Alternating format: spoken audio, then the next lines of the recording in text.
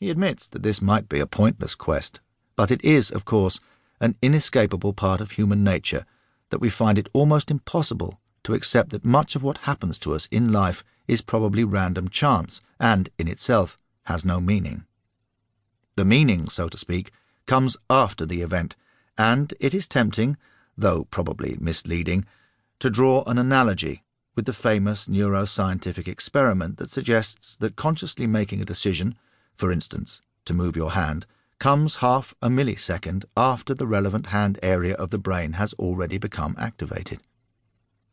When we fall ill, we invariably try to attribute it to something we have or have not done, that it means something.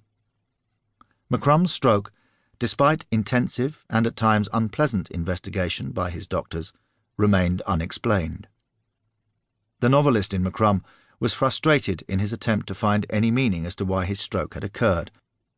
But neither does a knowledge of neuroscience reduce or undermine in any way the human, what you might call the novelistic, meaning of what McCrum suffered afterwards.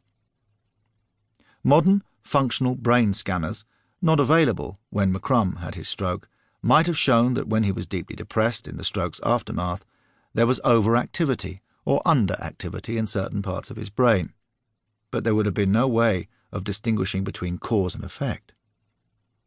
Was this change in brain activity the cause or the effect of his depression, or simply the depression itself? Since we all must accept that thought is a physical process going on within our brains, it tells us very little to show that certain thoughts and feelings appear to be based in one part of the brain as opposed to another. Despite the gargantuan scale of modern neuroscientific research, our basic understanding of how the brain works and how its electrochemical activity corresponds to thought and feeling remains deeply inadequate and incomplete.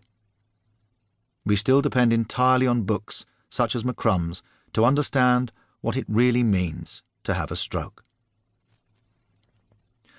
McCrum was lucky in that his stroke affected the right side of his brain, and it seems that it mainly compromised his ability to move the left side of his body. When amputees lose a limb, that limb often continues to exist in what might be termed neurospace as a phantom.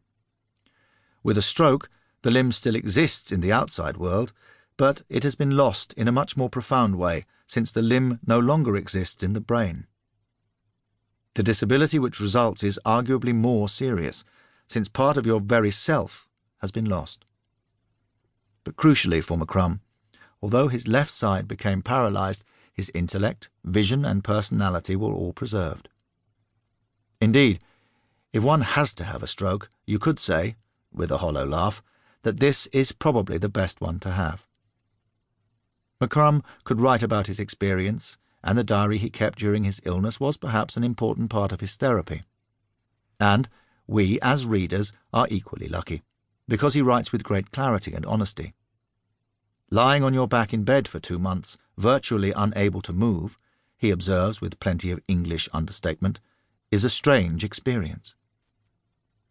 He also gives a very clear account of what it is like to be a patient, reduced to a baby-like dependency on the nurses for your every physical need, eating, washing, attending to your basic bodily functions, and even, in the early weeks, to be turned in bed every few hours to prevent bed sores developing. Bowel movements and commodes acquire a massive and grotesque importance, where once such things warranted only a few minutes' thought a day. He has his favourites among the nurses and speaks well of all of them, but also observes how patients in hospital must always be obedient, like prisoners or children. The patient is weak, and the nurses are strong. This can make the nurses seem like sadists or authoritarians, and disobedience is punished in all kinds of subtle but unmistakable ways. The point is to be passive and appreciative. If, as patients, we depend on the nurses for our immediate physical needs, we depend on the doctors for information, for hope, and an explanation as to what is happening and will happen. McCrum writes appreciatively of his doctors, as he does of his nurses. But as he comments to a visiting friend, what it means to be an ill person, to be stuck in one place and unable to enjoy the world outside, most doctors don't have a clue.